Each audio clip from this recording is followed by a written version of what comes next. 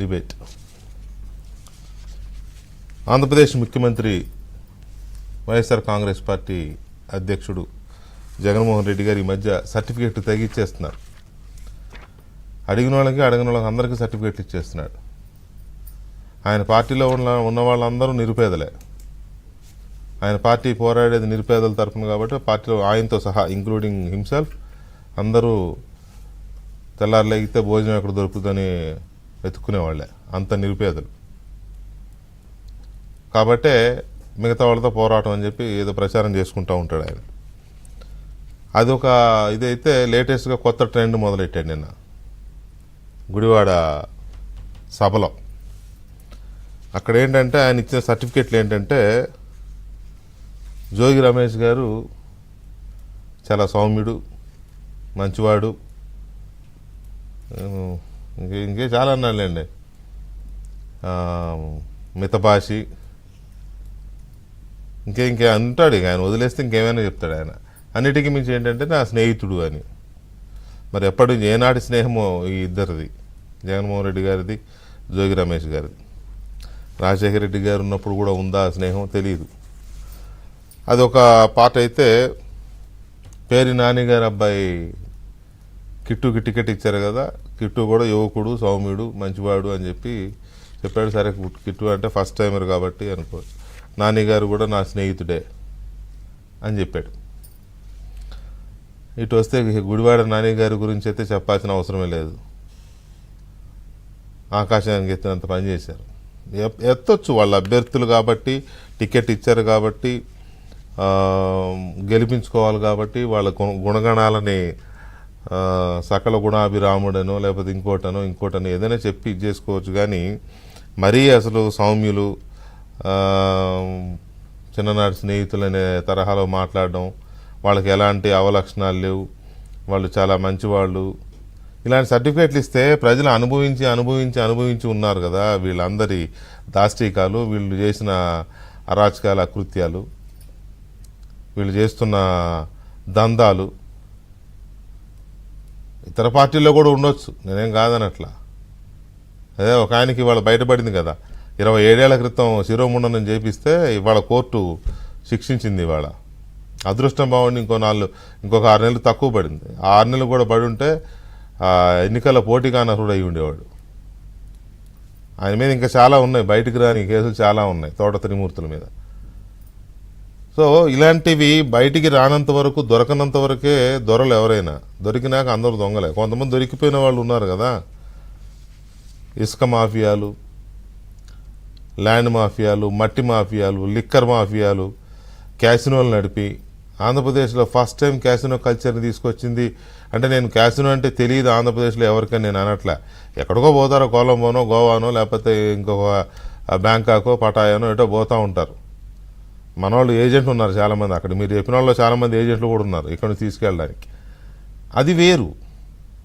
కానీ మీ ఆధ్వర్యంలో, మీ నాయకత్వంలో 2 సార్లు క్యాసినోలు నడిపించారు. అలాంటి వాళ్ళకి మీరు సర్టిఫికెట్ ఇచ్చేస్తున్నారు మంచివాళ్ళు, బుద్ధిమంతులని. ఇసుక మొత్తం పంచభూతాలని దోచేసిన గనులు కదా వీళ్ళు. వీళ్ళని మీరు ఇచ్చేసరికి ప్రజలు, మీరు గమనించారో లేదో, జోగి రమేష్ గారిని సౌమ్యుడు, మంచివాడు, నా స్నేహితుడు అనగానే జనం ఎలా చూశారో మీ వైపు గమనించారో లేదో జగన్మోహన్ రెడ్డి గారు. సో ఈ సర్టిఫికెట్లు అన్నీ ఎలా ఉన్నాయంటే కొద్ది గొప్ప మర్చిపోయే జనాన్ని కొంచెం గుర్తు చేసినట్టు అయింది. మరీ ఆశ్చర్యకరమైంది అంటే మొన్న మధ్య కర్నూలు నంద్యాల సభకి వెళ్ళినప్పుడు అక్కడ ఎమ్మిగనూరు సభలో అనుకుంటా, సబ్జెక్టు కరెక్షన్, బుట్టా రేణుక గారని ఒక ఆవిడ చాలా పేద మహిళ ఉంటుంది. నిజానికి నేను ఆవిడనేమి వెటకారం ఆడట్లే, నాకు బాగా తెలిసిన ఆవిడ, వారి భర్త కూడా నీలకంఠం గారు. ఆవిడ పక్కన పెట్టుకొని బుట్టమ్మ చాలా మంచిది, బుట్టమ్మ ఆర్థికంగా కూడా అంతంత మాత్రంగానే ఉందని. హైదరాబాద్లో సగం ఆస్తులు వాళ్ళేనండి. మీ కుటుంబానికి సగం ఆస్తులు అయితే మిగతా సగం వాళ్ళే, బుట్టమ్మ గారియే. పెద్ద మీరు చెప్తూ ఉంటారు కదా పేదలు పెత్తందారులని, ఆ పెత్తందారు చదివించే పిల్లల స్కూళ్ళన్నీ వాళ్ళయే. ఎందుకు ఈ రకమైన సర్టిఫికేట్ ఇస్తున్నారో అర్థం కాని పరిస్థితి. దీని మీద మనతో మాట్లాడడానికి తిరునగరి జ్యోత్స్న గారు, తెలుగుదేశం పార్టీ జాతీయ అధికార ప్రతినిధి, అండ్ రాజేష్ గారు, అప్సాని రాజేష్ గారు, రాజకీయ విశ్లేషకులు, అండ్ యామిని గారు, భారతీయ జనతా పార్టీ అధికార ప్రతినిధి, అండ్ బాలకోటయ్య గారు, అమరావతి బహుజన జేఏసీ అధ్యక్షులు బాలకోటయ్య గారు మనతో చర్చలో ఉన్నారు. ఒకసారి నిన్న ఈ ముగ్గురు నలుగురు గురించి జగన్మోహన్ రెడ్డి గారు సర్టిఫికేట్లు ఇస్తూ మాట్లాడిన ఆ మాటలు ఒక్కసారి విందాం. విన్న తర్వాత డిబేట్లోకి వెళదాం. మచిలీపట్నం నుంచి యువకుడు, ఉత్సాహవంతుడు, వాళ్ళ నాన్న నాకు మంచి స్నేహితుడు, కిట్టు నిలబడతా ఉన్నాడు. యువకుడు, ఉత్సాహవంతుడు, మంచి చేస్తాడన్న నమ్మకం, విశ్వాసం నాకు సంపూర్ణంగా ఉన్నాయి. మీ చల్లని దీవెనలు, ఆశీస్సులు కిట్టుపై ఉంచవలసిందిగా సవినయంగా ప్రార్థిస్తా ఉన్నాను. గన్నవరం నుంచి వంశీ నిలబెడతా ఉన్నాడు. మీ అందరికీ తెలిసిన వ్యక్తి, మంచివాడు, సౌమ్యుడు, నాకు మంచి స్నేహితుడు కూడా. గుడివాడ నుంచి నేను చెప్పాల్సిన అవసరం లేదు, నా స్నేహితుడు. మీ అందరికీ కూడా రాబోయే రోజుల్లో ఇంకా మంచి కూడా చేస్తాడు. దగ్గరుండి నేను చేయిస్తా కూడా నానితో. మీ చల్లని దీవెనలు, ఆశీస్సులు నానిపై ఉంచవలసిందిగా సవినయంగా కోరుతూ ప్రార్థిస్తున్నాను. పెనంలూరు నుంచి జోగి నిలబడతా ఉన్నాడు.